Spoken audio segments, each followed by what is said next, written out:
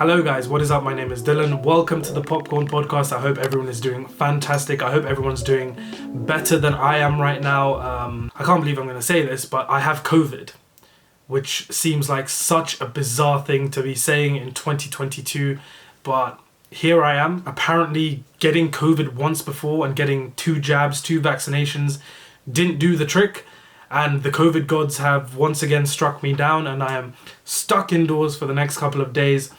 But on that note, I thought, what better time to film my monthly catch-up for the month of May to go back and talk about everything that I watched in this previous month.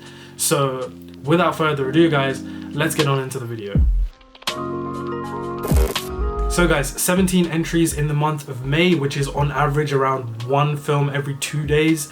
If you've been following this series for a while, you know that I used to be hitting like close to 40-50 films per month. So this isn't really anything amazing, but 17 entries that we can talk about. So on the 2nd of May, I rewatched The Northmen for the second time. The Northmen is of course directed by Robert Eggers. I think it is my favorite film from his. A lot of people tend to gravitate more towards The Lighthouse, but The Northman is just more of my thing. I do love those sort of really violent revenge flicks, and Alexander Skarsgård is really great in here. The whole cast is. Yeah, it is definitely one of my favorite films of 2022 so far. But it wasn't quite as good on the rewatch, but still good enough for me not to change my original rating. So it is around a 9 out of 10 for me. I do really like this film. But yeah, on the rewatch, I did feel the runtime a little bit more, as you do with most rewatches, but still a very, very good Viking epic, in my opinion. So definitely worth checking out if you are into that kind of genre of films. Anyways, on the 3rd, I rewatched the first Doctor Strange film. I like Doctor Strange. I like the character more than I like the film. I think this film is one of the most overrated films in the MCU, I would say. I think a lot of people get quite distracted because it's such a ambitious movie with its visuals, and it's like, of course, it introduced a new sort of medium into the MCU, that being magic, of course. There is a lot of good stuff and a lot of fun stuff in Doctor Strange, but I don't think it's anywhere near the best of the MCU. In fact, I'd put it quite close to the middle. But of course, I did rewatch Doctor Strange in preparation for Doctor Strange in the Multiverse of Madness, which I saw that night. And Doctor Strange's Multiverse of Madness, very mid-tier MCU for me, unfortunately. I thought the film could have been a lot more than it was, with its ideas and particularly its exploration of the multiverse. I thought was quite underwhelming. They only sort of went to a few different alternating realities, which I didn't expect. I expected them to do more with that. And of course, I do have quite a lot of problems with Multiverse of Madness as I sort of go into more depth in my review. I'll link that review down below. But for me, I think the saving grace of this film was Sam Raimi and Elizabeth Olsen. Sam Raimi bringing a really refreshing sort of sense of direction to the MCU, something that we hadn't really seen before. That whole horror aspect. Sam Raimi is one of my favorite directors, and to see him take on an MCU project is just great in general. And I think Elizabeth Olsen as well, from a performance perspective, she was one of the standouts for sure. But anyways, on the 4th, the next day, I watched Everything Everywhere All at Once. Now, straight off the bat, guys, this is the best film of the year so far. I say so far, but in reality, I don't really think anything else is really going to top this. It is a straight 5 out of 5 stars for me. The second multiverse film that I saw in the same 24 hours. And honestly, guys, this film makes Doctor Strange and the Multiverse of Madness. They don't even compete with each other. The film is directed by the Daniels, which are 2 directors, both with the name Daniels. And they also directed the film Swiss Army Man, which I saw for the first time this month as well. We'll get to that shortly. Everything Everywhere All at Once is it's a masterpiece in storytelling.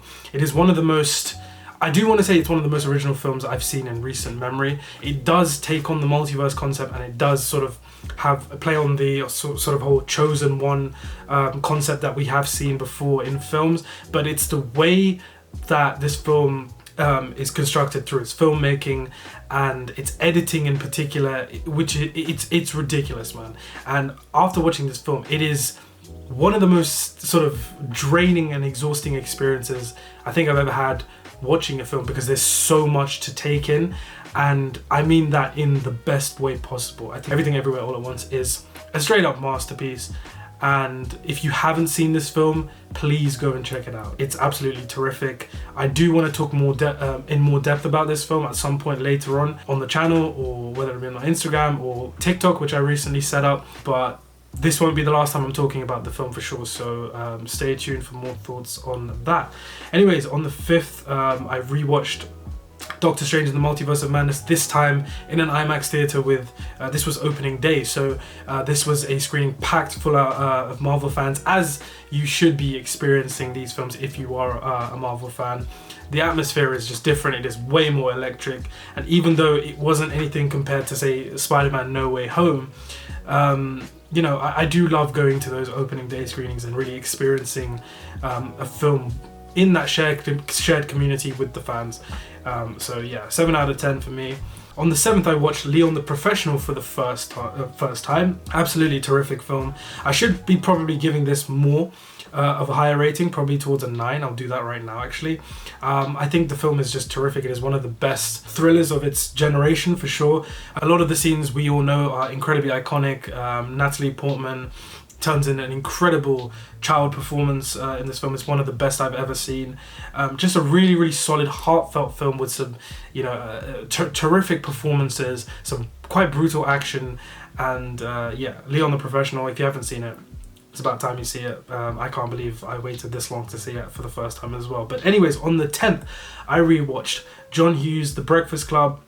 This is, of course, another classic from the 80s. It's one of the best coming-of-age stories ever made, in my opinion.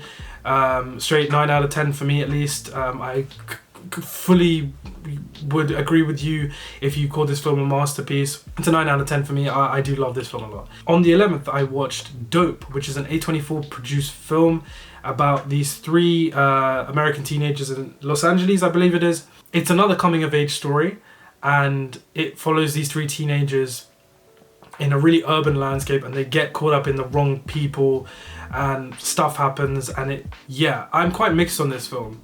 I think it's got some great visuals and the direction is really, really good, I think. But overall, it didn't really have that much of an impact on me, which is why I only gave it a 3 out of 5 stars. But anyways, moving on. So on the 13th, I rewatched Eternal Sunshine of the Spotless Mind, which I hadn't seen in quite some time, and I figured a rewatch was needed. And this is straight up one of the most thought-provoking and cerebral films about relationships ever, in my opinion. You know, most of Charlie Kaufman's works do tend to have that sort of cerebral quality to them, and this is definitely one of his best, in my opinion. Jim Carrey is, you know, he's terrific. Kate Winslet is terrific, and their chemistry in this film is really the glue that holds this entire sort of incredibly ambitious story together. Yeah, another film that if you said to me is a masterpiece, I wouldn't be able to argue with you. So yeah, on the 16th, I rewatched Surf's Up, which is a film, one of my favorite animated films, maybe ever as well. Like I loved this film growing up as a kid.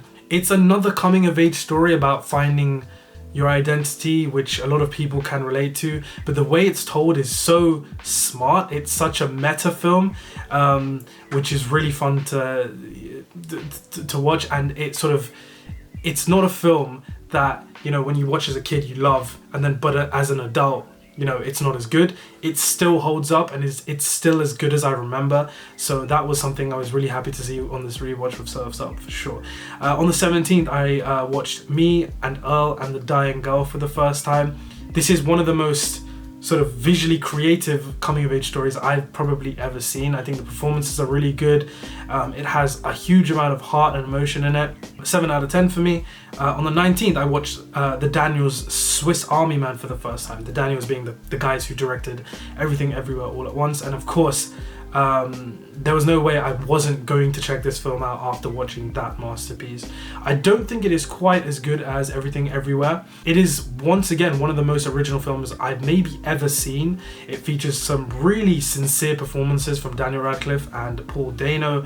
But for me, I think what not ruined the film, but sort of didn't allow me to sort of, connect with it or sort of like it as much as Everything Everywhere was the ending. I thought it was all a bit too convenient. If you've seen the film, you might know what I'm talking about. But all in all, such a great, uniquely told film.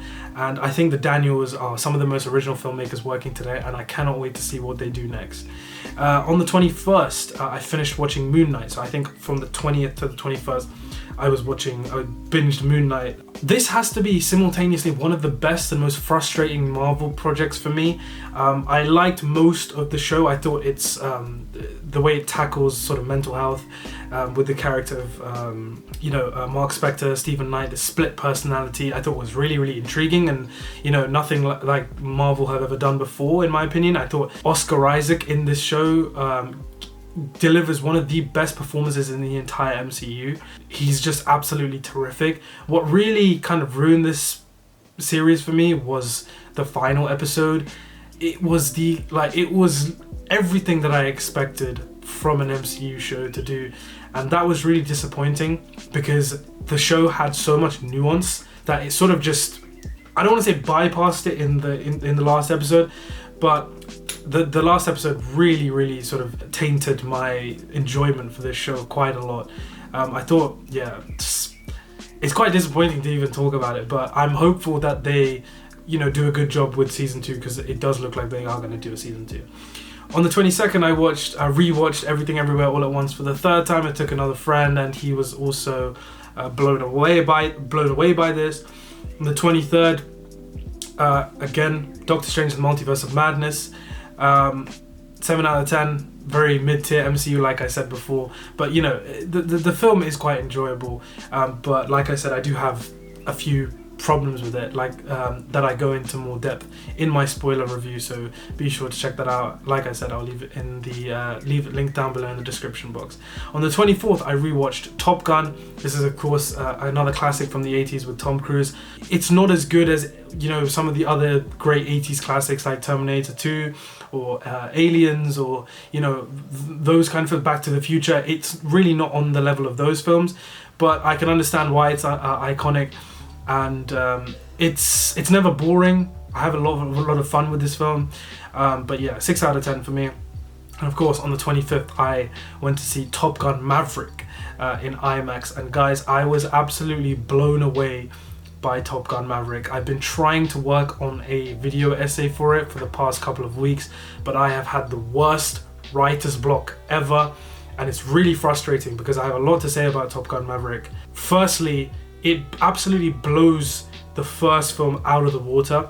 It is better than the first film in every single way.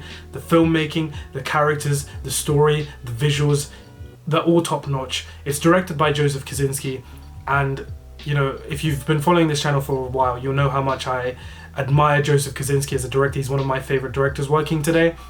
And I've also made a big video essay on his work, which I will leave for you guys to check out in the description box below. But for me, this is for sure his best film so far. The entire third act, I was on the edge of my seat. My heart was pounding out of my chest. Tom Cruise, I salute you, sir.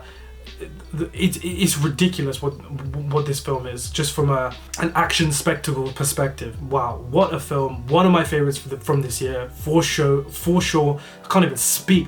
For sure, so far, Top Gun Maverick, 9 out of 10 for me. What a way to end off the month of May. Yeah, just an incredible sequel. And if you guys haven't seen it, I highly recommend you doing so. No other film this year, I don't think, has reminded me why I love going to the cinema more than Top Gun Maverick. So very highly recommended by myself, the Popcorn Podcast. So yeah, so guys, that is it for the month of May. Do let me know if you managed to catch anything interesting this month as well, and also if you do have any thoughts on any of the films that I managed to watch, I would love to chat with you down below in the comments. Of course, if you did enjoy the video, if you did enjoy this catch up, be sure to leave a like and consider subscribing to the channel if you are new. We are almost at 1,000 subscribers. It is a milestone that I've wanted to hit for a while now, and we are very, very close, which is super exciting. Yeah, I would love for you guys to jump on board and check out the upcoming videos that I have planned, because I do have a lot of videos planned, and June is going to be an exciting month for me, I feel. We've got a lot of new films coming out this summer, which I'm excited to give you guys my thoughts on. So definitely stay tuned. But for now, guys, I just want to say thank you so much for watching the video. And as always, I will catch you very soon in the next.